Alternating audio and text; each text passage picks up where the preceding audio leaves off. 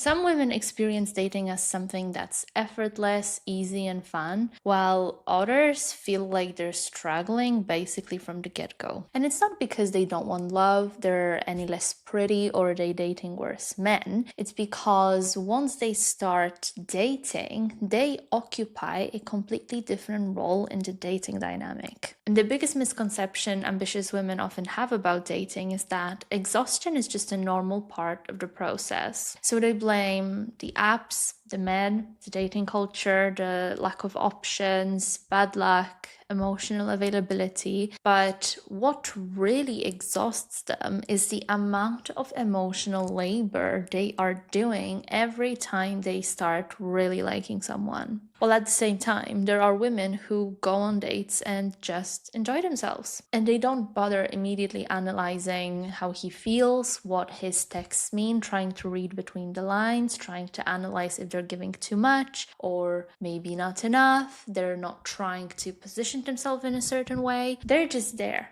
And somehow this makes the men go crazy about them. Whereas the first group of women is struggling. They're trying to keep the momentum going. They're trying to figure out if this connection has potential. And if so, how do I preserve it? And this kills the fun of dating and becomes a second full-time job. And I want to say it again. It's not like these women look any worse. They're any less smart or funny, charming or intelligent. On the outside, they will look feminine, pretty, confident, and emotionally intelligent because they have done the work in order to come across as such. They have put in so much work. So on the outside, it seems like they are ticking all of the boxes, if not more, than the women for whom dating is effortless. So what is wrong? That's what I want to talk to you about today. We will break down why dating feels so emotionally heavy for some women and so effortless for others. The not so obvious role that many high achieving women take on that is causing that exhaustion, and how to tell the difference between intentional dating and managerial dating. If you're new here, my name's Laura Nagel. I'm the author of the Dream Framework, the first and only dating coaching program with a 6-month results guarantee. I have helped over 100 women find the one within weeks and months, and I would love for your story to be next. Let's get into it. Okay, so let's start with defining what exhaustion in dating actually means. Because when you say you're exhausted by dating, you can mean a number of things. You can mean that you are tired of trying to be your best self all the time in order to attract men, to keep them, to keep the connection going, to secure the next date, so on and so forth. You can feel exhausted from constantly putting yourself out there and having your eyes open to opportunities because you know you're on a timeline, you know you want to meet someone, you know you're tired of being single, you know you want to start a family, and all of these things are putting pressure on you to make your love life happen. So feeling that pressure is exhausting. Having to do things in order to fix that situation is exhausting. Trying to save your time and spare your feelings is exhausting. Because the moment you try and optimize your dating life is when you start overthinking things, trying to micromanage, trying to manage dating like a project, which in 100% cases backfires. So not only is it exhausting, but it's also counterproductive, which adds to the exhaustion. You're exhausted of being ghosted. You're exhausted of meeting men who are not even close to what you're looking for, who are not even close to the level of personal development that you have achieved, who are not even close in terms of the emotional maturity that you want in a partner, who are not even close in their standards of how they're showing up and how they're treating you. And all of that is extremely frustrating and exhausting. You're exhausted of having to do all of that and yet having nothing to show for it. You're exhausted of dating feeling like another problem you need to solve. Now, what I spoke about just now are the symptoms of exhaustion. But when you think about what's causing them, this is very often where most women go wrong. Because it's not the men not showing up the way you want them to that are the problem. It's not your lack of time, either in general because of your age and biology or your busy schedule. That's the problem. It's not your standards being too high. That's the problem. It's not you not being good enough. That's the problem. The problem lies elsewhere. But as long as you keep misdiagnosing what the cause is, you cannot change it. Women for whom dating is effortless and fun, very different emotional tone. And that is something that you cannot fake and you cannot force it. It comes from within. It's that lightness of knowing that they are enough as they are. It's that certainty that if this guy is not treating them right, somebody else will. It's that freedom of being okay whether they find someone or not, because ultimately they know they will find the one. They will find him. He will find them. And they're not trying to break it down logically. They're not trying to strategize the project to death. They're not trying to create a quota and an Excel and a specific path to follow. They are open. They are giving themselves space. And that is the most difficult thing to do, because you can't just press a button in your brain and change how you see things. This is why dating coaching, is a genre on its own. It's a skill to be taught. And some women have that privilege and luck to be taught that by their moms and their grandmas while growing up. And some women have to learn it later in life. And I want to stress it once again that the way you experience dating has very, very little to do with what you look like and how smart you are, because I'm sure you've seen it at least once in your life, experienced it either yourself or some of the women you know, where a man that you or someone you know were interested in chose another woman who is nowhere near as pretty as you, nowhere near as successful as you, and yet she has that something he just can't resist. And this is the biggest thing that high achieving women are missing when it comes to dating. Dating is not just ticking boxes. If it was, women in senior roles and business owners wouldn't be the biggest single group out there. And the woman who hasn't been gifted these values and this outlook on life, her emotional tone in dating will be very different. It will be heavy, it will be rigid, it will be burdened with the weight of responsibility and fear of what happens if this connection fails. So she will be trying to make it work. She will be trying to find out as much as possible about the man as soon as possible so that she can save her time and save her feelings and move on if necessary, or invest further if that's something she wants to pursue. So if you feel like dating is exhausting, basically from the get-go, it means you are investing too early. And something extremely important to point out here is that we talk a lot about feminine energy and allowing the man to step up and creating a space for the man. And even if you're doing that, you might still feel like you're struggling, like dating is not natural, like it's constant fear and worry and stress. And you see other women for whom it just feels like so easy and natural. They always have a boyfriend, they always have a man who's into them. And for you, it's hard work and you're not sure why. We will talk about the mindset and behavioral patterns that are the biggest difference between the women who date easily and the women who struggle in dating in a moment. And I will also share what needs to happen on a practical level so that you can go from struggling to dating with ease. But before that, let's talk about feminine energy. And even though you are allowing and you're creating space, it still feels like hard work. Reason number one, the most obvious one, is that if you are going through motions, if you're using advice that you read somewhere, somebody gave you, instead of following what you instinctively feel, you are performing. And performance obviously will always be tiring because you're not being yourself and constantly trying to present yourself as something, to filter yourself and edit yourself.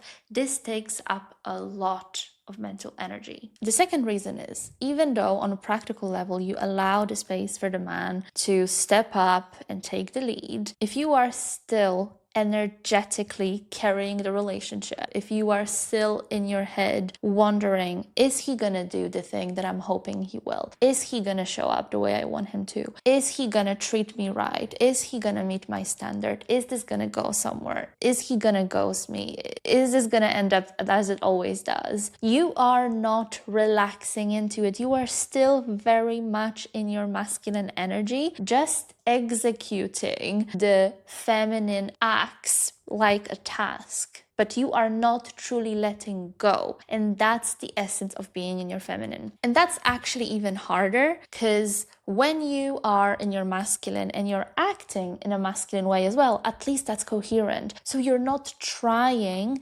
being pulled in two separate directions. Talk about exhausting, trying to make both of them work at the same time. And it's so tricky because you already know that trying to control the man is not good. Trying to control the man puts you in the masculine. That's not where you want to be, yada, yada, yada. So you already know this shouldn't be your focus. And it's not. Consciously, it's not. What you are telling yourself is that you want to know where this connection is going. It's not about him. It's not about controlling him. It's about understanding the dynamic. And this is what takes up so much of your headspace. And this is what messes you up so much long term. And this is what makes dating so not fun, because you are constantly trying to provide yourself with security instead of just jumping off the cliff and seeing what happens. But then the thing is that jumping off the cliff and seeing what happens is extremely difficult if you don't feel like you have a parachute, if you don't feel like there's something to make your landing softer. And this is where the internal work comes in. And before you click off it, I know this is not a topic that is popular, that is sexy to talk about on social media, but it's so important because that's the thing that actually works. And that's exactly what you came here for. This is the answer. The biggest reason why the women who find dating so easy, so fun, and so effortless, and why they're so charming and irresistible is because they are not worried about the consequences of dating. They might also be on a timeline. They might also be thinking at the back of their head that they would like to start a family. But that's the only type of pressure that they experience. For them, dating is not a validation chasing exercise. And that's the parachute. That's the thing that makes landing easier, even if you fall. Because when you go into a dating situation and you are already wondering if you're enough, you are already wondering if you're even able to land a guy, the type of guy that you want to be with long term.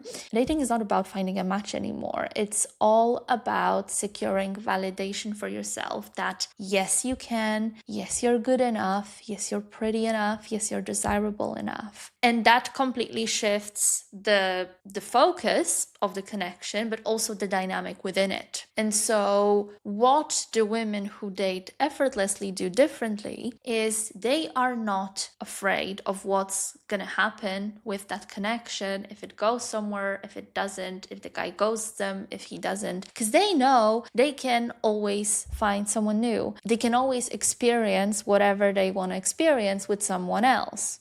And this is not something that you can force. This form of letting go is not something that you can just talk yourself into. It requires regular, systematic work on your self-esteem, on your self-concept, so that you can show up to dating with knowing, not hoping, not thinking, knowing that you are worthy of whatever you want to get, that you are worthy of whatever partner you desire. And sometimes getting to that place requires an actual work on yourself, not just mindset wise, but also on the way you present yourself, and maybe tweaking your lifestyle or changing how you are in certain situations. Because I don't believe in asking for too much in a partner. But another thing that I strongly don't believe in is just saying what you want and doing nothing about it. If you want a specific type of man, if you want a guy who's like 1% of the population, absolutely. But then you need to be sure you are 1% of the population as well on the other side. And so that's the part many women miss. And sometimes you want a guy who's top 1%, but you are not. And then it's a matter of doing the practical work, as hard as it might be to hear, of doing the practical work to actually becoming that version of yourself. And sometimes you already are that 1%, but you just don't see yourself that way. And that might be for a number of reasons. It might be because you had a long streak of negative experiences in dating, in relationships, which makes you doubt if you're able to keep a man, if you're able to find a guy who's a decent person, who's not going to turn out to be a cheater, be a liar, be somebody who presents themselves as something else that they are, even if is something as harmless, let's say, as lack of ambition. It might be some conditioning and experiences in childhood, and coaching is not therapy, so I'm not going to get into it from a therapeutic context, but from the coaching context, this is about understanding your triggers and your patterns and how they affect the way you show up and the way you see yourself, most importantly, before you even go into dating. Because once you fully understand and embrace yourself, dating becomes so easy. You just go out there and you enjoy yourself. You meet men, and if they don't entertain you, if they don't feel worthy of you, which is, by the way, another massive shift, because you go from trying to show your value so that you can prove to them that you are worthy of their attention and that you are worthy of them pursuing you, to actually observing and thinking whether a man is the right fit for you, whether you're having a good time. And this is when, and only then, when you're able to be playful and to be relaxed, and for dating to be fun, for you to just chat to people and see where it goes. It doesn't mean letting go of your plans and your timeline and what you want from a relationship. It just means not having to carry the responsibility of making a relationship happen yourself. Because if you approach dating with the hope that you are good enough and with the fear that you're perceived as damaged goods,